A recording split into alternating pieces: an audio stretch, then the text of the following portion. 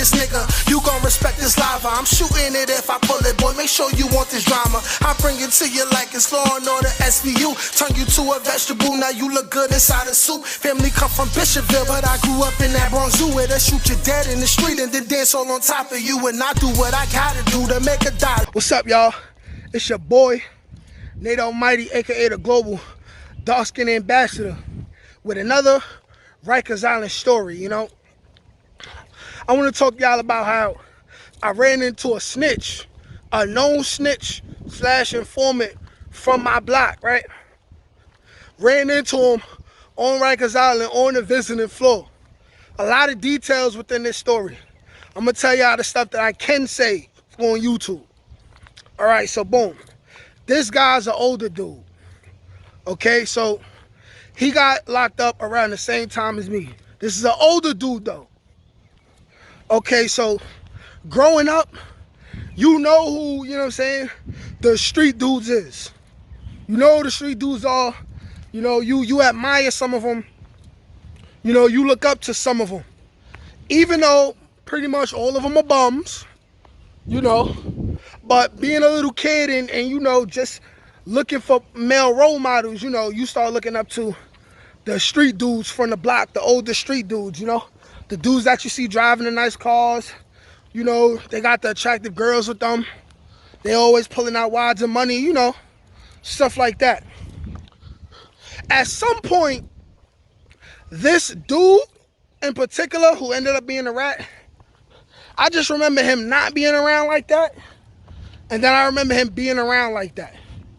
But now that I think about it, he probably ended up being a rat because of, you know, the influence of dudes his age on the block, you know. Even though he was around their age, he allowed himself to be, you know, a day room dummy. A day room dummy, but on the outside. You feel me? So, I'm locked up, right? While I'm locked up, I hear about, you know, this big sweep / Fed case in my building, right? So, it's a older OG, his name Horse. He might be home, but he basically from my block. I personally haven't seen him since I was like 16, 17. But Horse, if you ever watching this, Brown Building Boogie, you already know. But he was the main dude that got snitched on. So word is going around about how much time he getting. So it's like, hey, Horse, you know, he used to jail. They gave Horse 9, I believe.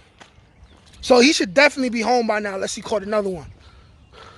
So I'm on the visiting floor. I've probably been on Rikers Island for like 6 months. Say 6 months, right? So I step on the dance floor. You know, my mom's visiting me this day.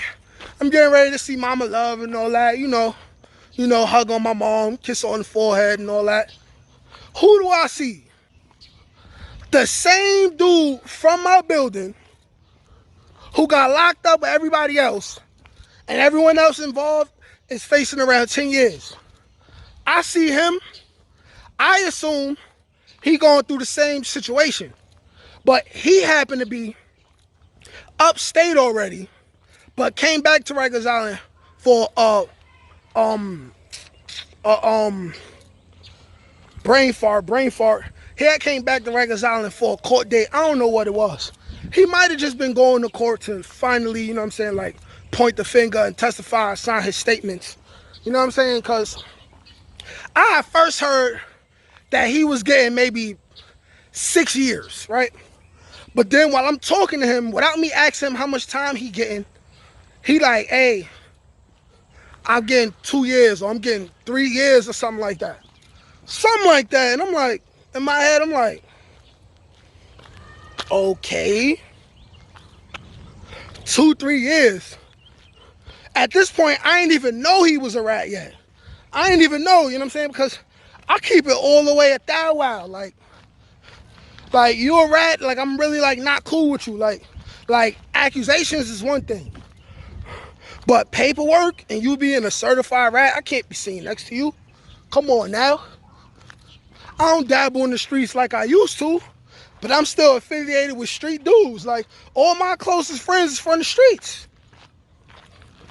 So we shake hands. I move on about the situation. Later on, I make a call to the block. I'm like, yeah, yo, what's good? Yo, I seen such and such on the visiting floor. They're like, visiting floor? What you say he was down there for? I'm like, hey, he ain't really tell me what he was down here for, but you know, he was talking about how he excited. You know, he getting his little 2-3 years and then he get to go about his business. They was like, what? Yo, that nigga's a rat, yo, you telling on horse? Allegedly.